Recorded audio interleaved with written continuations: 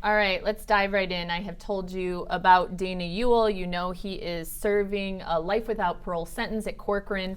However, you probably would never know it based on what you're going to see. So are you ready to dive in? I am so ready to dive in. Okay, let's do it. You already saw something through the envelope. What was that? So I was going to point out the personalized label that he has, right, which is to me like very interesting. Again, oh wow! So it's got it's even got like the landscapes there, which is very definitely saying like to me like that sense of like of status and like that presentation of self, like the minute that you receive the letter. Like you said, just looking at this, you would not think this is coming from a prison, right? Like this is coming from someone who travels, who has this like a certain lifestyle, a certain amount of like prestige. Do you know what I mean? And then the also again the typing rather than just writing it out makes it look more formal. And again, that like presentation of this controlled kind of self is very interesting to me. I reached out to him because I reach out to every prisoner that we're doing a story about,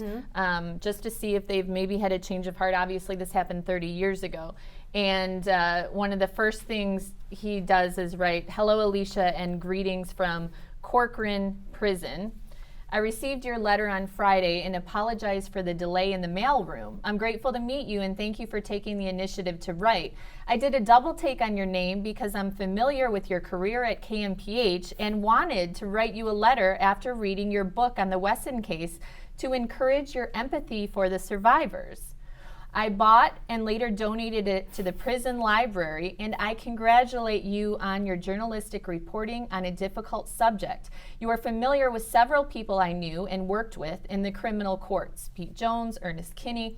Also, it was a joy to get together with Father Jim Pappas of St. George's several years here, whom you probably knew. I'm Greek, and okay. there's a lot of Greek people in the community, so he's kind of trying to relate. What is your reaction? It's interesting first because the double take, he's showing you how knowledgeable he is, right? Like of the things that are going on outside of the prison. He's well read, right? Like I'm reading your book on the Wesson case, so he's showing you like this is the knowledge that I have. And so I love the idea of like I bought and later donated this to the prison library. So even in prison, he's got these resources, and not only does he have these resources, but he's using these to help other people by like provide like I have these resources, and so I'm going to donate this book to the library. Is interesting. I congratulate, like all caps, congratulate you on your journalistic reporting on a difficult subject. And then again, setting himself up as a peer, right? Like saying these are the people that we have in common. You probably know, right? This is again kind of setting it up like he's almost trying to, like to me, to establish like a sense of dominance in this first paragraph, right from the start. Like he's letting you know that he's still important, right? That there's a level of importance and a level of status that he still has despite being incarcerated, which I think is very interesting. The crime happened 30 years ago. He's saying in the next paragraph, I didn't know you had moved to Orange County and then back to your home state. Like he somehow is aware of everything that's happening. To me, that kind of hit me. Yeah, so you said this was the first letter he wrote to you, right? So he's already, so that's interesting. But I think that's about also like I have access to knowledge, I have access to resources, I'm in control, and I'm going to let you know that I know this about you. I think that's a very deliberate move, a power move, is what I would say there. And he talked a little more. I have a couple of dear friends in Clinton Township, not far from you, and I visited the Henry Ford Museum in Greenfield Village in Dearborn one summer during our annual trips to Wellington, Ohio, to visit my grandparents. Now remember, he is convicted of killing his entire family. So the idea that he has these great memories and is going back and telling me about memories he had of wonderful trips to visit his grandparents with his family. What does that tell you? I think this is just consistent with the idea that I didn't do this. I'm innocent. I had these wonderful memories, like this wonderful family. Why would I? So it's almost as though he's setting up again this idea of this this picture perfect family, right? That he, and like being, he's here because he's innocent, obviously, right? And look at all of these fabulous memories he has, and look at the family. He's talking about family and emphasizing the family trips, right? So he's a good family person. I love that he says, I said my first prayer for you too, and encouraging, again, he's making this about him. Like there's just a sense of narcissism that definitely comes through, and wanting to encourage you, that like here's this person who's incarcerated, who killed his entire family, but he's the good guy, right? Letting you know, because he's here and he's here for you. And I think there's some compartmentalization here that's definitely going on. Again, that I am not this person who's incarcerated. I am this person who has status, who has traveled, who has visited this museum, like who has knowledge, access, resources, are some of the things that like seem just in those 2 paragraphs are really popping out at me.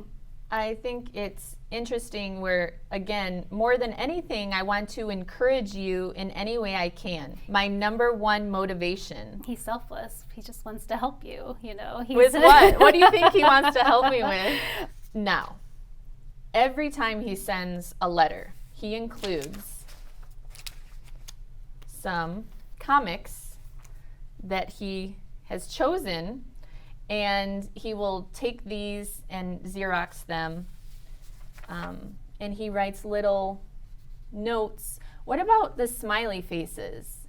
He does do a lot of smiley faces, and I don't know how much like the actual comic means, but the fact like writing your name, this is a very personal kind of, like he's thinking of the smiley faces, especially like there's a level of this like attempt at intimacy, like this good guy image too, right? Like and that's really interesting to me. He's saving these for you. It's important. He's got a sense of humor. He's like a good guy. He's like a fun kind of, right? Like he likes jokes. He likes comics. He has access to these things while he's incarcerated. This is like something I just keep thinking of. My great aunt used to do this for me. Like, so she would cut out these comments. My grandma did this. Yeah, exactly. Yeah. So again, this sense of like family, right? Like this sense of like this is something going back to the idea of being this good family person. Like I almost feel like this is consistent with that. So the cut, like the saving the comment, like that's what I keep thinking is again, like the fact that like my great aunt would clip these things out and write little notes, and I feel as though that's what he's doing here is like creating this sense that he again is this good family man who does these very normal kind of family things. You know what I mean? Right. It's not real, right? But he's letting again, like how could someone who does this ever kill their family? Like look how intimate they are. But it's not a real. It's almost like he's looking at he's trying to mirror like what real intimacy would look like, and in his mind, or like doing something like this, that would be like something you do with family or someone you're friends with. But it's like he's trying to perform the motions, but there's not really anything behind it. If that makes sense. He's been in prison since he's been in his 20s, so and he hasn't had his family because he killed his family. So is this almost like substituting? He's in Corcoran prison, which is a tough prison. It's one of the toughest in the country. So he's not having a good life. He can't be having a good life. And that brings us to this, which I found strange, which was in one of the last letters over the holidays. Okay. This was over the holidays. And he just put this in one of the letters. It says, "Happy Thanksgiving, Alysia. I came home late last night from a road trip to the West Coast capital of country music, Bakersfield. It was another fun adventure from my perspective, and I hadn't traveled anywhere since before COVID. Stopping at a gas station, we had a nice time with a cute dog that kept coming up to every car that pulled in. He belonged to a woman sitting in front of the mini mart accepting handouts from drivers. The CDCR officer driving the van I was in gave the woman some money too, which was nice. After my appointment, we were driving through downtown Bakersfield, cranking up the country music with people walking about. It felt very festive with white Christmas lights on the storefronts. We also parked in a busy shopping center while the officers ate their fast food. I loved every minute of it, and it was a full moon on the way home. Spending time in the real world, even if just for a day, is a real gift, and I'm thankful for road trips like that on occasion. Have a joyful holiday." That's so interesting. So it's like a family road trip on like the holidays. It's like it's not like he's not incarcerated. He's not, like the actual reality of how this went down, I'm sure is very different, where probably he was sitting in the back, like in handcuffs while the officers were up front. But this is fascinating because it makes it sound as though we're taking this trip together, right? Which goes back to the idea of like family we had talked about, like we're taking this trip together, spending time in the real world. The idea, it's almost like, cute dogs and like helping other people, right? Like being part of helping other people. Again, I just keep thinking of this, this good guy image, right? And like, look at the driving downtown, cranking up the country music with people walking about, very festive with the white Christmas lights and the storefronts, while the officers ate their fast food. I loved every minute of it. And you can just, again, like that sense of, first of all, like he's a peer to these, like the officers, like they're all just out hanging out is what kind of the vibe you get. Again, it's like the holidays and just enjoying the sights. And it's just a very interesting kind of framing of, I think, again, he's trying to make this distinction between himself and prisoners, I think, right? Like, so he's here. He's not one of them. Exactly. It's like there's a code, like this kind of like a more like a hierarchy, right? Like a moral hierarchy, like codes of conduct, and so like he's definitely being an innocent man who's been railroaded, right? In his probably mind, I would say he's definitely making a distinction between his time there and then what other like the actual prisoners, guilty prisoners' time would be like. Why is it so important to Dana Ewell to put on this front that everything is fine? I just get ego from this, and narcissism. And so protecting that idea of status and the idea of, again, there's a sense of denial and compartmentalization. This is someone who's interested in impression management and like making sure that it's all about him and who he wants you to think that he is and what he wants you to think that he's doing while he's incarcerated. Religion is very important to Dana Ewell now. You definitely get that sense everywhere. So he often sends Bible verses. Oh my gosh, sorry. I was just reading the notes.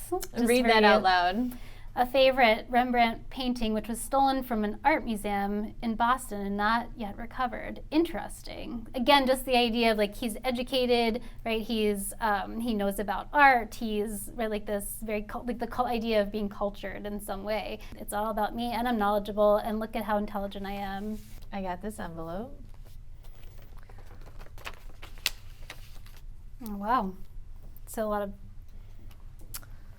prayer cards and praise, peace, healing, hope, joy, don't worry, faith,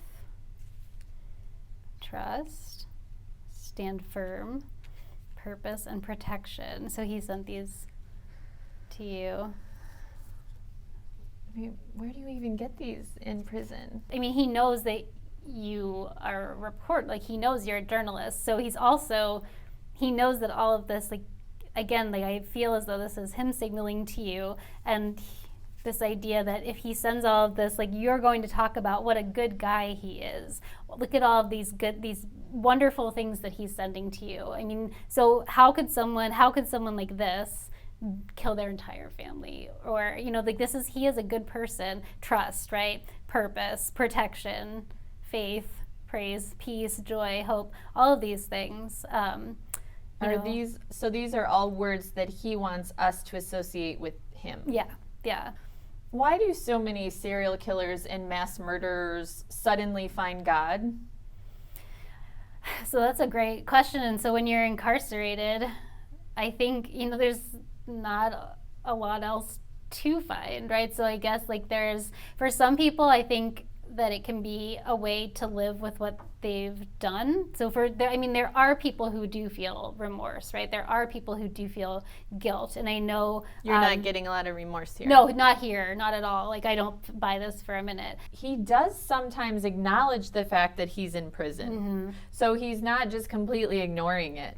But it's almost like he romanticizes it. So I want to get your opinion. Like, Dear Alicia, hello. They just put us on lockdown to go search another building. So it's a good time to take a break. It's like almost, that has to be a chaotic situation. Yeah. But he's using it to write in the most perfect penmanship I've ever seen, a beautiful card. Right. So I just picture like chaos going on around him and him sitting at his desk inside his cell, just like with a ruler and a pen and writing this beautiful card. Yeah. It was gorgeous outside this morning during my yard time. Had the place to myself for a workout and tennis against the wall. F-18s from Lemoore Naval Air Station buzzed overhead, which is always fun, enjoying the sunrise sunsets and cloud formations, and lots of aircraft flying overhead is a blessing to me here. We ate the first cantaloupe from our garden last night. And what does that say? And another watermelon. So To really close out good the too, weekend. To close out the weekend. It sounds like they're at like a Resort. party. Yeah. We ate the cantaloupe and then we ate this watermelon and this From the gorgeous garden, day from the garden. like fresh from the garden, right? Playing tennis. Yeah. So it's again that kind of like keeping up Airplanes appearance, flying like overhead. this idea, of like there's his experience, right? And his experience is different than everyone else's. Yeah, because he's special. I'm not a prisoner. I'm not someone who's guilty. I am just, look at me, I have friends. I have this very, again, the handwriting of the cards. I can tell that he put a ruler up I was just going to say, and wrote perfectly across. What does that say to you? There's a sense of precision and control. And again, like there's this idea, almost like a sense of perfectionism. He says it's good to laugh a lot, isn't it? It's the dichotomy of his slaughtered family and him laughing a lot is difficult. Even though we're 30 years removed, we still are all reminded of the horrific crime. You've said you want to talk about the crimes, you want to talk about his family. He could talk about, even if he wanted to claim that he's innocent, he could still talk about his family. He could talk about his mother and his father and how much he misses them. And he doesn't do any of that. Like, he doesn't talk about, it's the holidays. You would think if your family members were brutally murdered and you weren't the person who did it, that would be a difficult time, right? And so when you specifically said, I want to talk about these things, him talking about it in a way that, it was so painful. This is like, I lost my entire family, and I'm by myself now, and I'm in prison for it.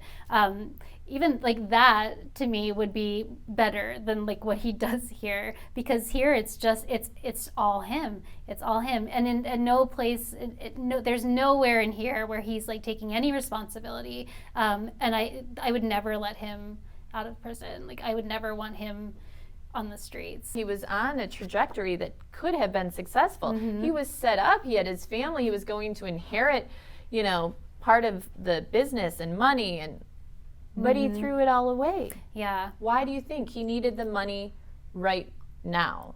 Yeah, there's a sense of manipulation, right? Again, that narcissism. I could see how he wouldn't want, and then he's got those resources, right? So I could see him being like very easily talking vulnerable people into doing something for him that don't have as much as him or that aren't as smart as him, getting them to do what he thought would be like this kind of foolproof, right? Like, because he's smart, right? He's so smart that this brilliant plan that had couldn't backfire. Yeah, exactly, except that it did, right? If you could ask him any questions, what are your questions for him? What do you want to know?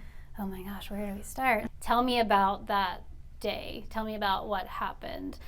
Tell me, I would really want to hear from him who did this. Well, right? I tried, but I got pictures of cabins back, so I don't think. I think he would have to be, and it would be interesting to see that he has time here, right? Like, he's taking time. All this takes time, and so he has the ability to craft these narratives like in a very controlled way. But I think if you sat down with him, I would be interested to see like what that interaction looks like, right? Because these are very controlled and very like he's put a lot of thought into all of these. But if he's on the spot, I wonder in actually talking and face to face with you, I would be so curious to see if he could keep this manicured kind of persona going, or if it would be, because you would be able to challenge him immediately. And I think if you challenged him immediately, I think that you would be able to pull things out of, he would say things that then I think it wouldn't be all this, right? It would be some of this, but I think you'd get a better read on who he actually is. Well, I would like to do a real interview with him and sit across from him and actually ask some of the questions that you're posing. So he does say trust is very important, and he seems to, right here, he says that being real, trust is everything, and I hope for that with you. Many blessings to you, Alysia, Dana. And I would, so my counter would be, I feel so honored that you have done all of this for me. I feel so honored that you have said all these prayers and gone out of your way to send me these uplifting comics and smiley faces and the way, this thank you, and to connect with me about my home state. This was so, I feel honored that you did all of this. So I would really love to hear kind of what the story is, to honor your family, because God talks about honoring our parents, right, and honoring, and I see your clear relationship with God, and I see what a religious, devout man you are.